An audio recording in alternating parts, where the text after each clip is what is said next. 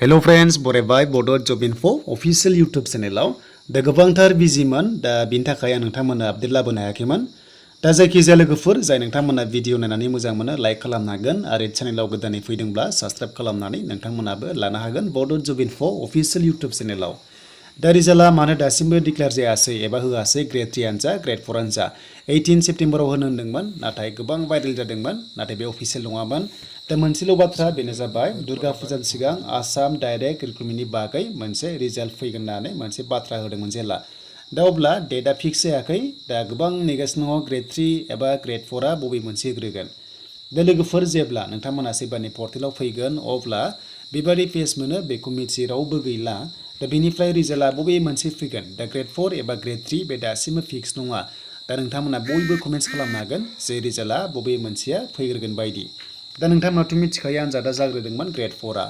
दा ग्रेड 4 आव मोननै रोखोमनि दङ दा बबे रिजाल्टआ फैग्रोगोन जों बेखौ सिङाव हाबनानै नायगोन मानोना जोंहा ग्रेड 4 आव 10 पास लेभेल 8 पास लेभेल दङ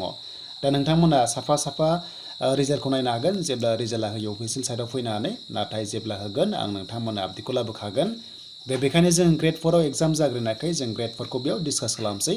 दा बेयाव जोंहा मोननै रोखोमनि जोंहा पस्टार दंमोन जों बेखौ डिटेल्सखौ नायफिनगोन जेराव नोंथांमोना स्किल टेस्ट एबा अरेल टेस्टखौ लानायखौ नुनो मोनगोन मानोना जेब्ला एग्जाम पास जागोन अब्ला नोंथांमोनखौ 10 डेजनि गेजेरावनो स्किल टेस्ट एबा अरेल टेस्टखौ लानाय जायो दा बेखायनो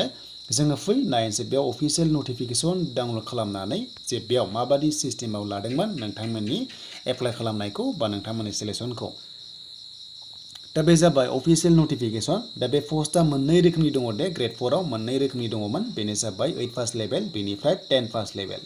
दा बिथिंहाय दङ सिरियल नाम्बार बेखौ नायना ला नोंथांमोना मोनदों हमना ला नैबे जाबाय 8 पास बेनिफ्राय बे 10 पास लेभेलाव पस्टआ नायदो माखासे भेकेन्सिस दा बेयो चेन्ज जाबाय स' बिनिफ्राय नोंथांमोनखौहाय माबादि रोखोमनि स्किल टेस्ट लागोन आरो अरेल टेस्ट लागोन दा बेयाव मोननै दं नालाय बेनो जाबाय 1:2 लागोन नोंथांमोनखौहाय मोनसे पस्टआव सानैखौ लिंहरगोन नोंसोर सानैखौ लिंहरगोन सासे पस्टनि थाखाय बेनिफ्राय जायखिजाया सासेया बेयाव साख्रि मोननाय जागोन आरो दा नोंथांमोननि गेजेराव कम्पिटिसन जागोन दा नोंथांमोना जायखिजाया सासेया फाइनाल लिस्टआव नामा फैनाय जागोन स' बिनिफ्राय ओरैबायदि जागोन बेयाव 8 पास लेभेला आलदा जागोन बेनिफ्राय 10 पास लेभेला आलदा जागोन काट अफआ बेनिफ्राय स्किल टेस्टआबो नोंथांमोना आलदा आलदा जागोन मोननैबो समान लानाय नङा मोनसे आलदा जागोन मानोना बे जाबाय पस्टआनो 8 पासनि नालाय बेखायनो एक्सट्रा जागोन बेनिफ्राय 10 पासआ एक्सट्रा जागोन नाथाय नोंथांमोननि डेट आरो टाइमिंआ चेन्ज जानो हागौ नाथाय एक्सट्रा जागोन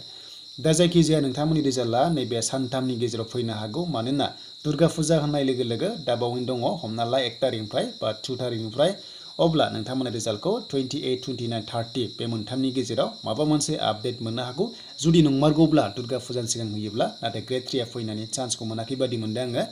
जास्ट ग्रेड 4 आ फैनायनि चान्सआ दङ दा बे 3 डेजनि गेजेराव नोंथांमोना मोनसे नङा मोनसे आपडेट मोनगोन जुदि बिथां सीएम सारा जुदि होमारोब्ला रिजाल्टखौहाय ग्रेड 4 हिसाबै